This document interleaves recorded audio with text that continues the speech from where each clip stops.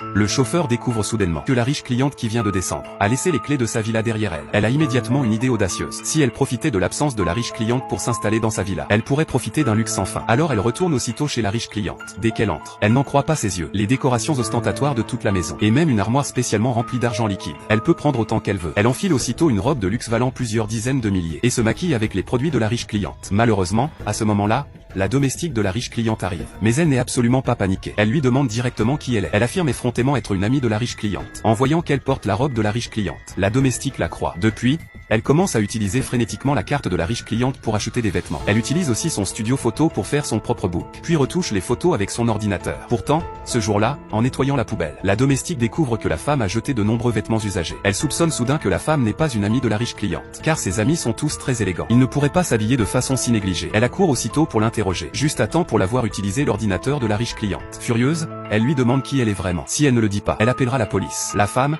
voyant que la situation tourne mal, persiste à affirmer qu'elle est une amie de la riche cliente, lui ordonnant de ne pas être impoli envers elle. Sinon, quand la riche cliente reviendra, elle la licenciera. Mais la domestique est une employée en qui la riche cliente a longtemps eu confiance. Elle se retourne et l'appelle immédiatement pour vérifier. La femme, terrifiée, bondit pour lui arracher le téléphone. Malencontreusement, la domestique tombe des marches et meurt sur le coup. La femme est aussi abasourdie. C'est la première fois qu'elle tue quelqu'un par accident. Mais elle reprend rapidement ses esprits. Elle tire le corps jusqu'à la campagne pour le faire disparaître. Le lendemain, elle agit comme si rien ne s'était passé. Elle profite de la vie de luxe. Et elle publie ses photos sur les réseaux sociaux de l'entreprise de la riche cliente. Car la riche cliente est PDG d'un groupe de médias. Son compte apparaîtra rapidement et elle deviendra célèbre. Mais à ce moment-là, un subalterne de la riche cliente arrive à la villa pour vérifier si la domestique ne fainéante pas. Mais il découvre que la domestique n'est pas là et qu'il ne peut pas la joindre par téléphone. Et la maison est en désordre. Il ouvre le téléphone et découvre que sur le compte de l'entreprise, des photos d'une inconnue ont été publiées sans autorisation. Ce n'est pourtant pas le travail prévu pour aujourd'hui. Elle demande à la riche cliente si elle a personnellement publié cela. Après avoir obtenu une réponse négative, l'assistante lui demande de rentrer chez elle rapidement. La situation à la maison est très étrange. Et après avoir failli être découverte, la femme non seulement ne quitte pas la villa, mais veut faire des choses encore plus audacieuses. Elle utilise les réseaux sociaux de la riche cliente pour inviter son petit ami à venir. Or, ces derniers temps,